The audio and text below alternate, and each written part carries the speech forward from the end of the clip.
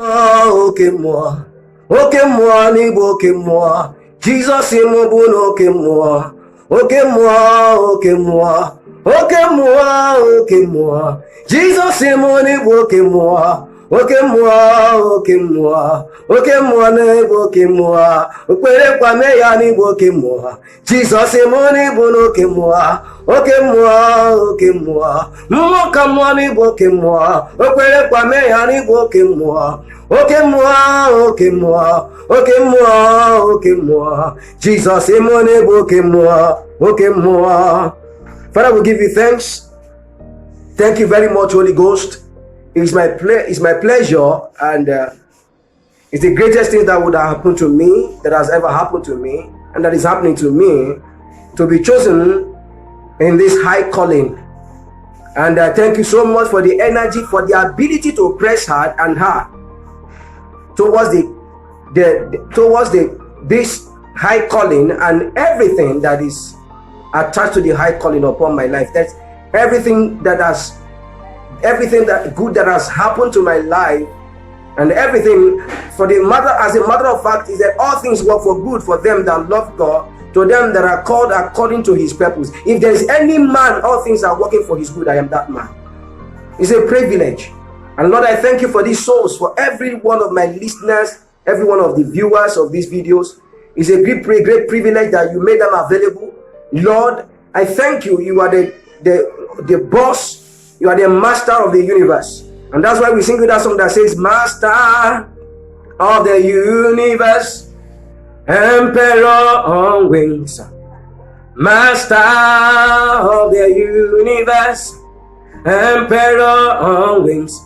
Lord, you are the master of the universe, and you are the emperor on wings. Lord, I thank you because you are the Lord of hosts. When the scripture says that you are the Lord of hosts, it means that you are the master of the universe. At a point in time, you said that all souls belong to you, both the soul of the Father and the soul of the Son. So, Lord, every soul belongs to you. You decide to bless a man with souls. You are the one that bless a man with souls. You are the man that bless men with souls. And Lord, I thank you for these souls. Every one of my listeners, oh God, that you will bless them this day, and that their day will be blessed. That this week you have brought us into, he said, this week is our week of maximizing our conquest. This week is our week of maximizing our conquest. Lord, this week of maximizing of our conquest, oh God, as we embark in this week, as we engage in our activities in this week, Lord, will truly be maximizing our conquest. Lord, in the name of Jesus Christ. Wherever there is a conquest, there is a possession. Wherever there is a conquest, there is plunder. The reason why kings engage in battles to win and gain conquest is because they want to plunder. And therefore, Lord, if you have prepared this week of maximizing our conquest for us, it means that it's also our week of maximizing plunders. Therefore, Lord, this week as we engage in this week, as we embark on our activities in this week, our businesses, our jobs, and the rest, as we engage in this week, Lord, we don't want to go by ourselves. We don't want to go alone. We want you to assist us, oh God. When there are confronting issues, confronting a nation or a king or a people, then what they do is that they form ally.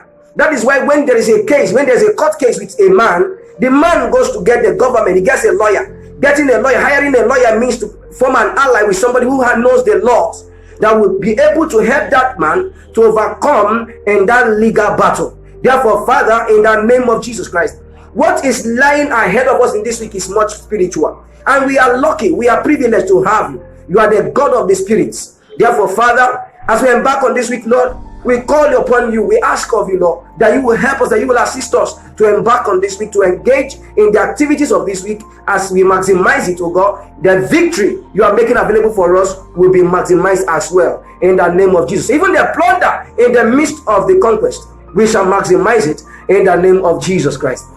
Blessed Holy Ghost, I thank you. Thank you for the month of June once again. It's the 6th month of the year, and I thank you because it is the year of the opening of the world. It's the year of the revival of the world. It's the year of the survival of the world. Where after the battle, the remnants are the ones that gather plunder. That day, the battle of the coronavirus is over. The battle of the pandemic, or whatever they call it, is over. The battle of lockdown is over. Lord, if you have locked us open, we cannot be locked down anymore. Therefore, Lord, I thank you for whatever it is that has silenced the world this period has been lifted. Lord, I thank you for whatever it is that had held the world in captivity these periods have been lifted. And we thank you for the lifting in the name of Jesus Christ of Nazareth. We have prayed. Amen. By the grace of God, as I have during the prayer announced the prophetic theme of the week, as God has given us privilege to understand, said this week is the week of maximizing our conquest. And this month, remember that this month is a month of our evangelical conquest and harvest. So this month, as we are going in through this month, we'll be evangelizing. By the grace of God, we have expanse of outreaches now. By the grace of God, I just discovered the way to reach more souls through online. There are other online platforms now that we are creating. Our YouTube channel is also coming back alive, and our Instagram channel is there. Our Facebook channels is there. Our Facebook page is also is in progress right now. I was working on it last night. The former pages, I want to discard them, and this new page will go further. And by the grace of God, we'll be reaching out. God said to me that this month is the month of evangelical conquest. It's a time to conquer the world with evangelism. It's a time to conquer the world and to harvest souls in the world. As we go in this month, I want you to, in your own locality, in your own capacity, to engage in soul winning. As you engage in soul winning, there is benefit to it. It is not in vain, as it is written in the book of Daniel chapter 12 verse 2 and 3. He said, for those who are wise shall he that is wise be their souls. And that those who are wise shall shine like a star. And those who turn many to righteousness shall shine like stars forever and ever. So it means that those that win souls, he said, he has said that he that winneth soul is wise. He has said that those that are wise shall shine like star. And then those that turn many to righteousness shall shine like star forever and ever. It is as simple as that. As you are dreaming to be a superstar in your area, no matter the level you are now, you may think you are a star, but there are stars that are stars. And I'm telling you that because of the word of God, as we conquer evangelically this period, you will win souls because you are wise. And as you are wise and you are winning souls, you will shine like stars forever and ever. Use every opportunity you have, your resources, your money, anything you have at all, use it to win soul this period. You will see your reward will not be denied you. Jesus, when he was speaking, he said, I will come in the glory of my Father to reward everyone according to the work he shall do. When I was saying it again in the book of Revelation chapter 21, he now said, I will come speedily, I will come quickly, and I will reward everyone according to the work he shall do. According to the work he shall do. It's a commissioning. It's not the work you have done. He said, according to the work you shall do. So Jesus is coming to empower you to be able to do this work. The only work that Jesus has committed to us is this work of evangelism. That as we win souls, he said to Peter, Peter, do you love me? Peter said, yes, I love you. Jesus said, do you love me again? Peter said, yes, I love you, Master. Then he said it the third time. This time Peter was grieved himself because it was like the master was doubting his love. Yes, the master was actually doubting Peter's love for him because Peter was not doing what he was supposed to do.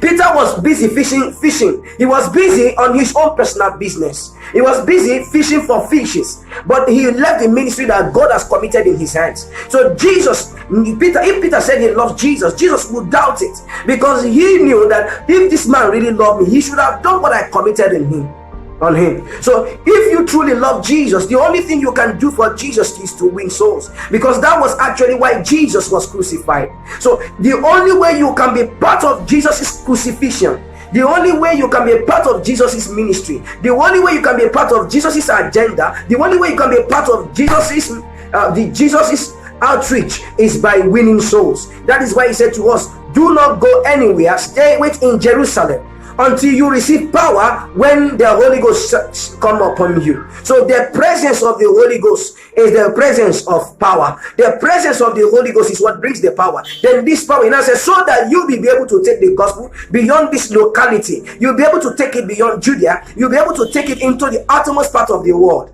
So now, if you can't even be a part of it maximally, what you can do is to support those who are evangelizing, those who have their vision, who are taking upon them to take the gospel to the ends of the world. And God will surely bless you richly in the name of